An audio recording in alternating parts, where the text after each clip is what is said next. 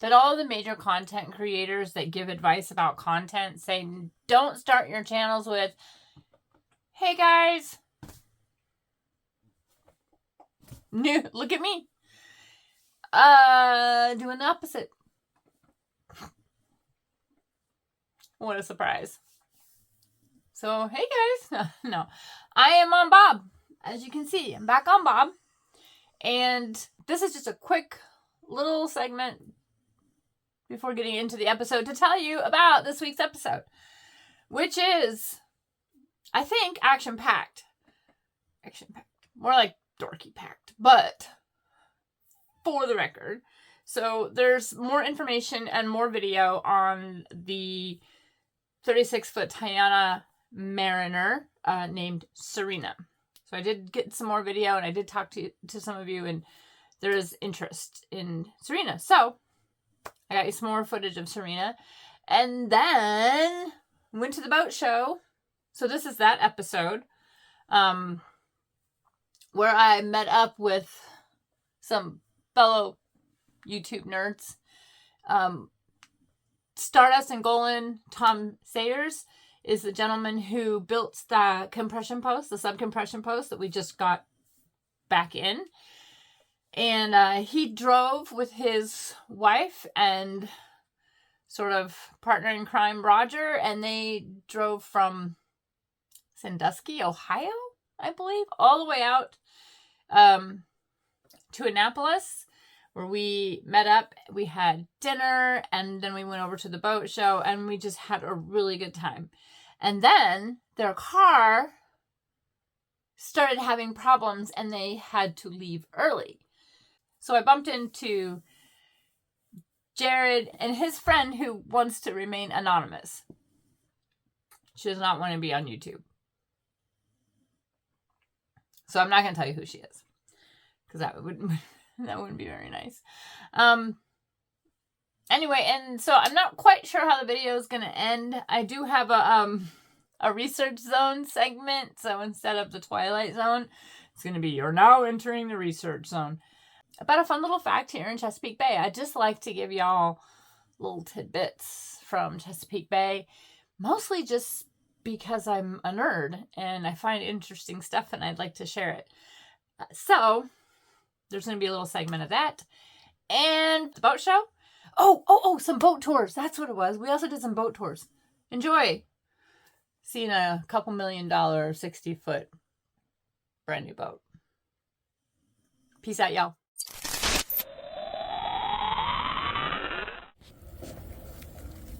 All right, so some of you were interested in learning more about Serena and asked for more footage of her. So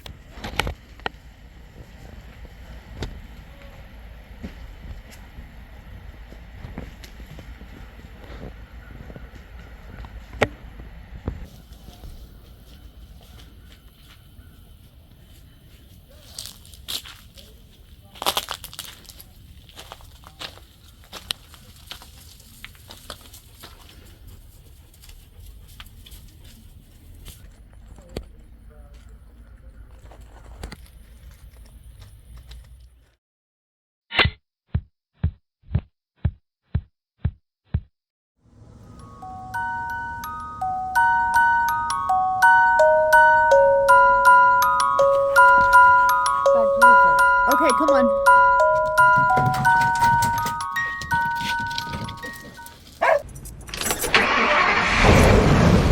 Make it so, number one.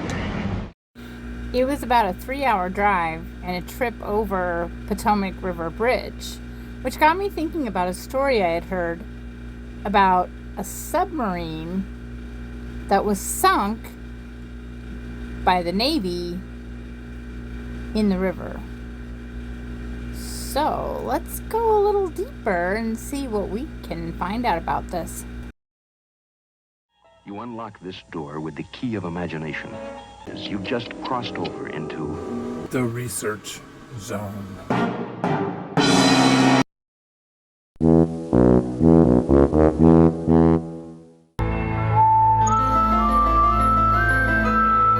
On April 20th, 1944, U-1105, a modified Type 7C German U-boat, was launched from Germany to begin its brief and dramatic wartime career. The U-1105 was one of fewer than 10 U-boats produced during the war, outfitted with an experimental synthetic rubber skin designed to counter Allied sonar devices. The black rubber coating had earned it the nickname Black Panther. U-1105's mission was to patrol along the Allied convoy routes in the vicinity of Black Rock, Ireland.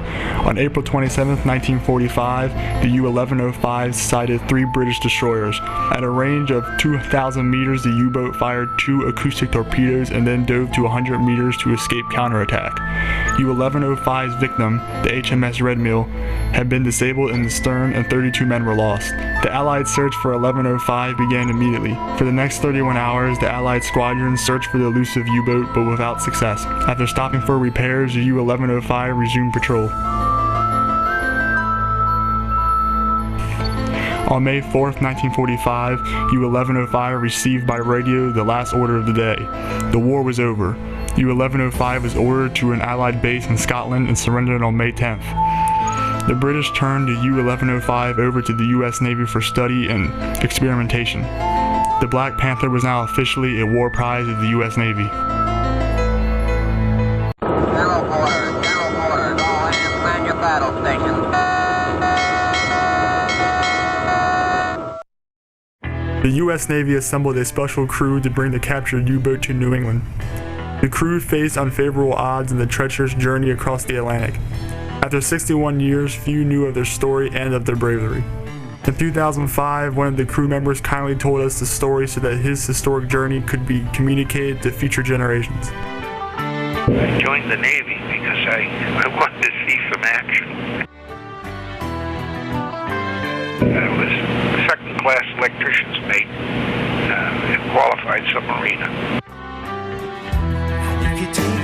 They put a prize crew together to go over to England to pick up a German U-boat.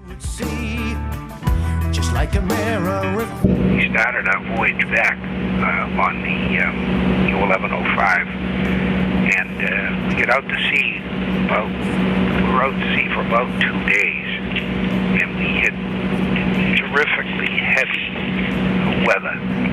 And the things that were on board that they were very interested in getting back to the United States was the rubber coating that was on the U-1105, which the Germans had called the Black Panther. And as we were crossing, we get into a hurricane, and we're in that hurricane for about 6 or 7 days at least. And the U-boat took an awful beating, and we were in terribly high swells because we used the northern route and crossed the North Atlantic. In February 1946, research on the unique rubber skin was initiated at the Naval Research Laboratory at the MIT Acoustic Laboratory in Cambridge, Massachusetts. The ship was then ordered to be retained in a state of readiness for explosives testing.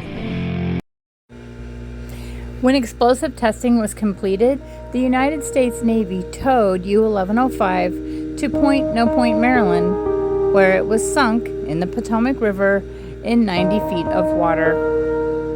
This bums me out because the little submarine was in a war, managed to survive that, came across the Atlantic in a hurricane, managed to survive that, and then underwent explosive testing where it was blown up and sunk and raised and sunk and raised and sunk, only to pay the ultimate price of any boat that's meant to float, and that is being sunk and sitting at the bottom of a waterway, forgotten. All right, now that our research is done, we are headed to the boat show. So I'm going to meet everybody at the restaurant, and I'm shy. So it's gonna be kind of fun, kind of interesting. The boat show the night before. The most interesting thing about tonight has been that my hotel room was slept in and not changed. So the towels are in there and the bed was messed up, and I should get a video of it. But I also don't really want to complain. I actually didn't complain. I sleep with dogs anyway, so it's not really a big deal. We went to bed and off to the boat show. Well, this is downtown Annapolis, and as luck would have it, there was a crazy person yelling at people on the road. So obviously, I'm gonna go to this booth and I'm gonna ask some questions. That's kind of exciting, huh? I had no idea there was this many YouTube channels. So this is the YouTube channel sailing booth.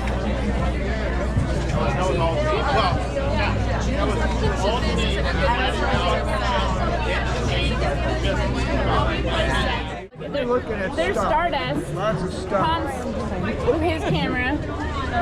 And mine with mine. Here we go. Hey, we did it. We managed to get somewhere together.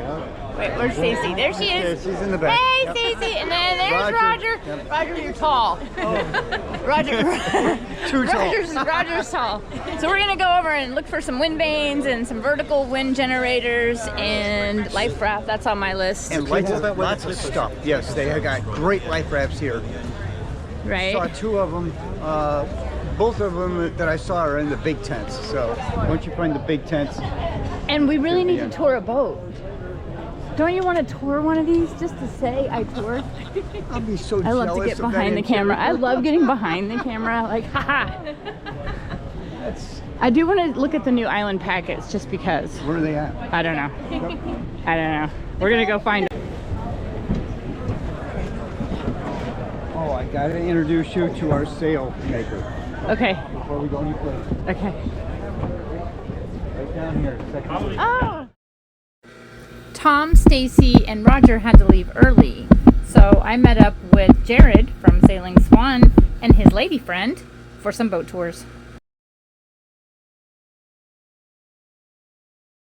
No, you're okay. Hey, we're on a 60-foot jeanneau. I'm squeezing. Oh yeah, I like that. Couches inside. Oh my god, it's so nice. This is the nicest boat I've ever been on. The 60-foot jeanneau. Okay. I mean, holy shit.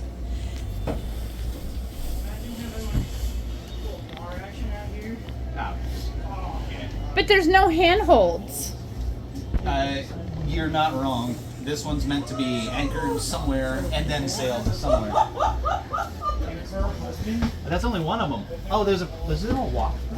Oh my god. Oh dear God, this is amazing. Let me see. I'm gonna take a shower. Yeah, this is a full size bathroom. Woo! Woo-hoo! Okay, this is my room. Move over. She's like, no, we're gonna fight for it. I'm sure there's more. You're so practical.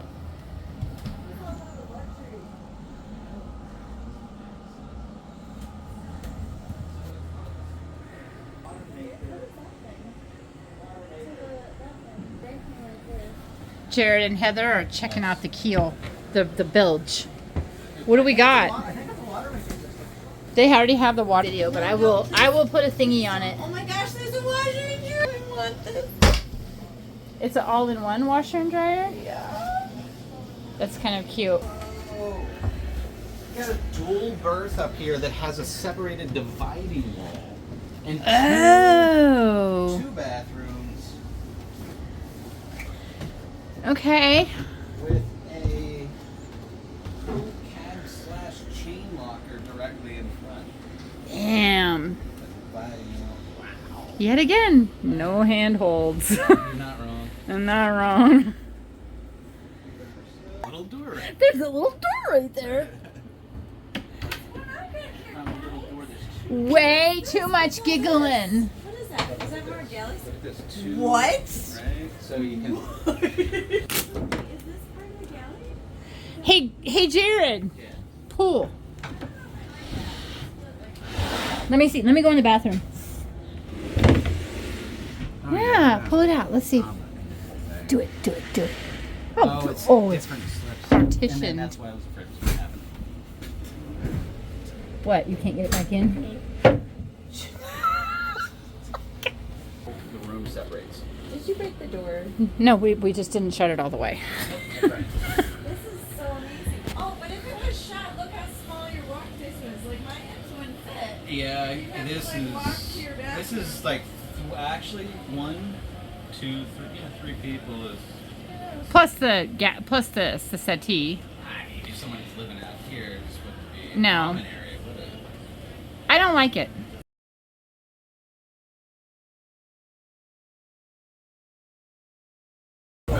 This is the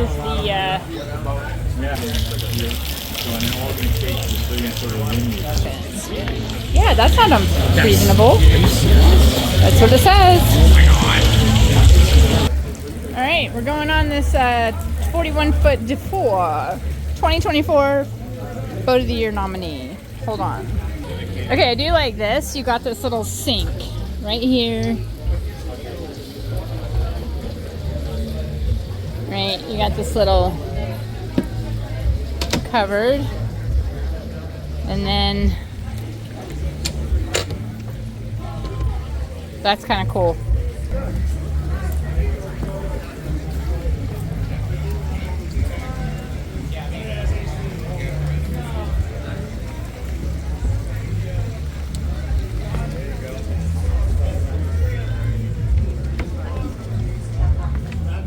Hi, are boat tours okay? While you're doing this? Okay. You can post that after you're done. Okay, I'm just getting wet now. It doesn't matter. It's fine. It's fine. Well, we're boaters, right? Hold on. I'm gonna have to go. I'm very hesitant to do it for you. But it's already in the ice, so that's. Well, then that might make But sense. it's not visible like that. It's not visible. Yeah, tomorrow's gonna be nice. It's the last person closes the thing. Oh. Interesting.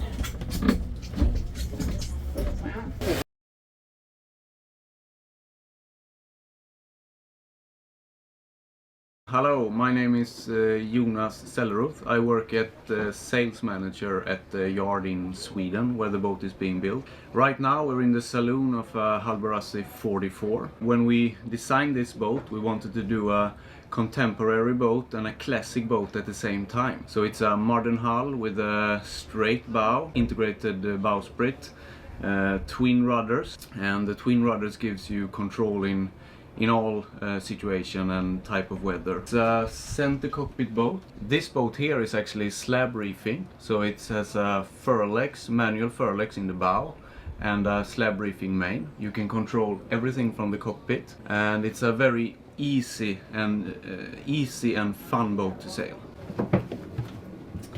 So here we are in the V cabin. So it's a really nice cabin. You have a lot of storage, both above in the cupboards here. You have storage under the berth. You have storage under the floor. Berth here, a reading light. And if you want to use it as a sea berth, you keep the backrest down, and we mount the lee cloth up here. Same on that side. An option is easy chair. We have a walk-through galley on this side, which is super nice. You have fantastic support when the boat is heeling. You have a top-loaded refrigerator here. You have a top-loaded freezer, but it's a double thermostat, so it's both freezer and refrigerator. And on top of that, a day fridge here. And this day fridge can be replaced with a dishwasher if you want. We can also mount a microwave oven here. So here we have the engine room. It's a Volvo Penta D275. This boat has a lithium battery pack, So she's equipped with 2 twin alternators, big alternators, that charges the battery instead of a diesel generator. Diesel generator is still an option, but on this boat, no diesel generator, twin alternator and lithium batteries. A nice Halasi feature is this boat here is equipped with twin fuel filters with a valve, so you can switch, and it also has a water alarm. Here is a manual pump that goes to the lowest point in each fuel tank. So you can pump out samples to make sure you don't have water or dirt in the tank. And before you do it, you just let the boat rest for 2 hours to be sure that the eventual water and fuel is separated. So it's a walk-in engine room. So I can walk in here, go all the way here. So you have the steering coming down there, you have the gearbox, the alternator, coolant, bilge pump, shower drain pump, hot water tank, seawater filter. Everything is here in one place. We continue back into the aft cabin. So it's a very nice cabin. This boat has a center berth. Another option as to have as a layout here is 2 separate berths. A double berth on this side, sofa in the middle, and another berth here. But it's the same thing here. We can mount leak cloth in the center and on the side here, so you can use it as a sea berth. It's a nice sofa here and a small working table and storage on this side. And we actually have our own head here. So again, it's a separate shower, storage behind here, toilet, and the water maker is mounted in this area. So you have the filter and membrane filter under the berth here and the control panel here. This little tap here is actually for the water maker. So before you transfer the water into the water tank, you can taste it here. That's a nice feature. Here we are at the heart of the boat, the navigation table, or I think today you can call it a working table. A lot of space for a computer. You have 1 additional instrument here where you can see speed, depth, everything. You have the master vault system in that display. 1 extra plotter inside here. VHF, stereo, heater, remote control for the autopilot, and Iridium Go. The water tanks, you actually have 3 water tanks, everything in the center of the boat here. You have 1 spare on the starboard side, 1 spare on the port side, and the main water tank under the floor. You can see the level in each water tank, port, starboard, main. You also have fuel tank. You have the main fuel tank is under the floor and a spare one under the port sofa. And to transfer the fuel from the spare tank to the main, you have a transfer pump here. The rest is, you know, all the Raymarine equipment, tank meter, you have an engine room fan, freshwater pump is here, an automatic bilge pump. You have 3 bilge pumps. So 1 small automatic one, 1 big emergency, and a manual one. Flushing pump is to clean the anchor chain in the bow and the anchor light. And then you have 2 refrigerator and 1 freezer. And I want to show you guys this typical Halasi installation.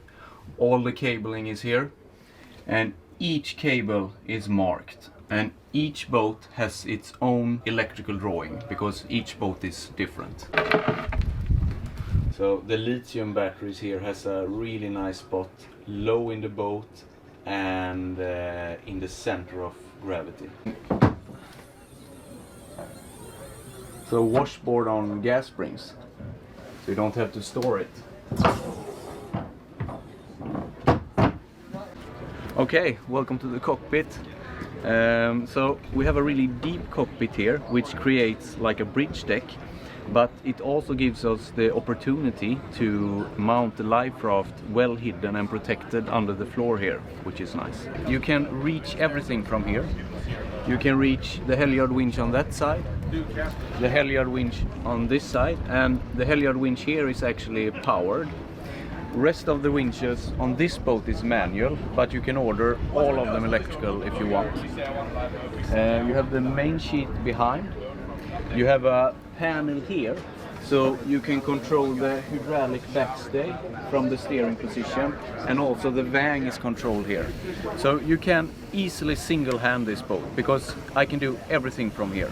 You have one plotter here. You have another plotter on the outer chart table there, which is nice because everybody in the cockpit will be included. And also if you sail in heavy weather, that's where you sit. You use the autopilot and you have the plotter right in front of you. You have the control for the retractable bow thruster, and one option is also to have stern thruster on this boat. You can control the anchor up and down. You have the switches for the anchor winch and the sail, and the control for the emergency bilge pump. You have a chain counter, and you control the bathing platform from here up and down too. And all the all the control panels for the engine is here too, and electrical throttle for the engine. During night sailing, you have light in all the switches, and you can actually dim them here, which is a super nice feature. And you have the fuel filter alarm for water just right in front of you too. A fantastic part of the Halasi 44. It's a large aft deck, and you have tons of deck storage. So 2 big deck storage, and one very nice Halasi feature is the gin and tonic benches. Super important.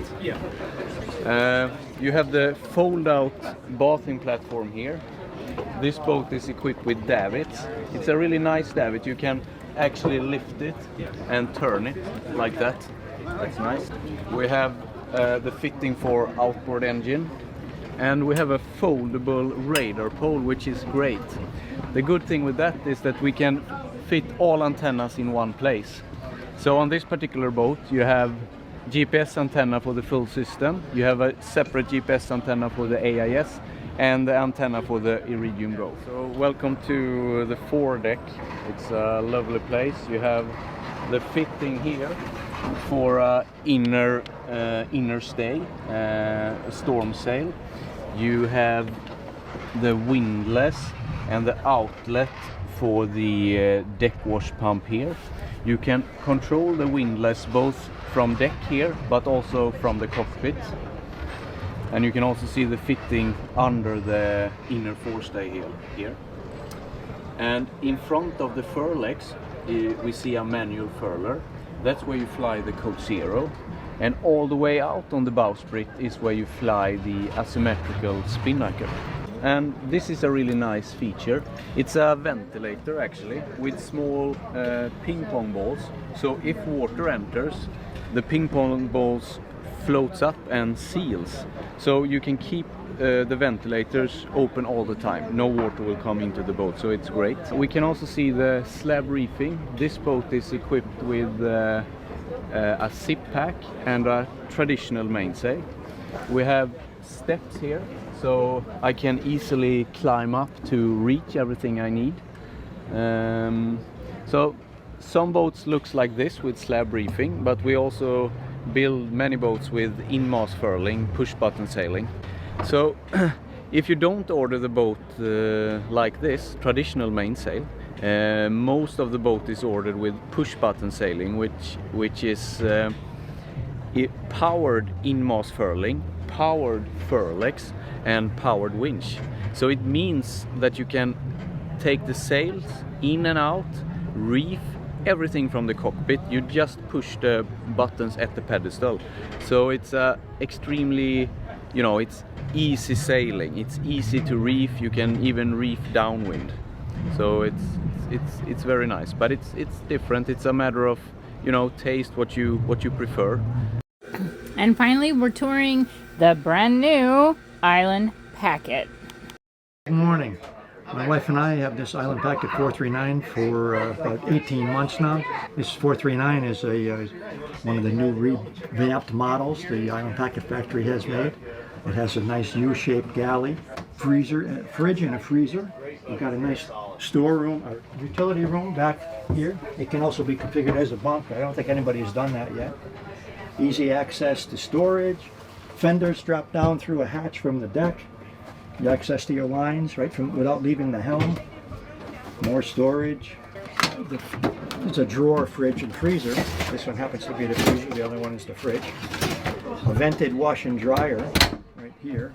It's vented is key because the moisture gets off the boat. It goes out the transfer steps. We've got a 6 kW generator and a soundproof enclosure, easily accessible. You can got lighting and space to work, and then access to the aft end of the engine from this hatch.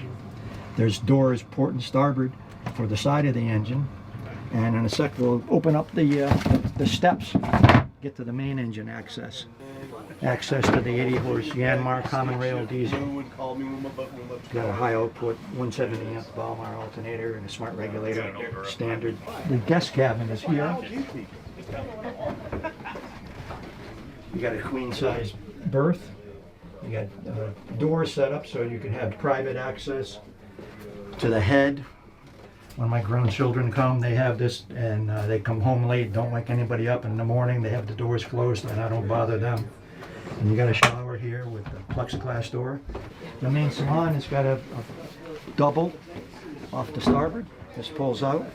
The port side is reconfigurable. It can be, when you buy it, you can have it 4 ways, a full bench. I have chose the convertible table that goes down to a berth. It's a nice sea berth. I unpack it. The table is similar to what they all have, and it's got revamped, reconfigurable slots. And then the owner's cabin. It's got a island berth. There's storage underneath.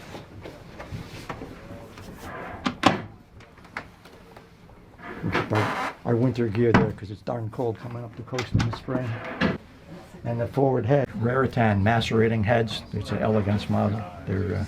They're awesome. I don't think there's any way you can clog them. So this is the new layout on the 439 with a Solent rig. The Solent rig has a 95% jib on a boom, or it can be on a track on deck that the factory has developed. If you don't want the big boom out there, you got a 95% jib on that boom, and it's it's sheeted on deck so you can point very well. In fact, you can sail this boat as far as 30-35 degrees up to the wind, which is pretty awesome for island packets. The outboard sheeting limits what you can do on my old 40, for example.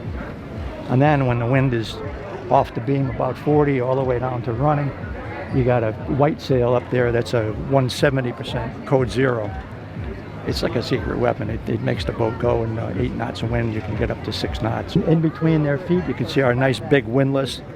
And the hatch opens up so you have access to stove lines and fenders down there and get at your chain. They call that a Hoyt boom. It keeps the jib shape as this shifts out. It keeps the jib tight, and the sail shape is nice and true all the way out. Yeah, it's really, I love it. You get used to it when you go up on deck. And there's no reason to go up on deck because everything is handled from the cockpit. We have electric winches to set and furl the mainsail, electric winches port and starboard primaries for the head sails, and the furlers also go on. So you can bring that big 170 in a hurry if you need to. One of the other features of the Island Packet new design team that they've used on the 349 and this 439 is they've redesigned the hull to deck joint, where they used to have to hide it with teak. And it was beautiful when it was new, but awful hard to keep up. My 40 teak never looked good until the day I sold it all at once. Pieces of it looked good, but now there's no teak here. The handrail on deck is stainless steel, and even the eyebrow along the turn of the cabin is now composite. So I don't have miles of taping teak maintenance to do. Down below, the woodwork, as you saw in the video, was just the same craftsmanship as always that Island Packets are known for. Thank you. Any questions? You guys are up north.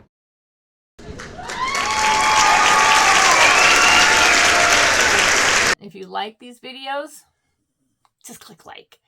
If you don't like these videos, well, shit, click like.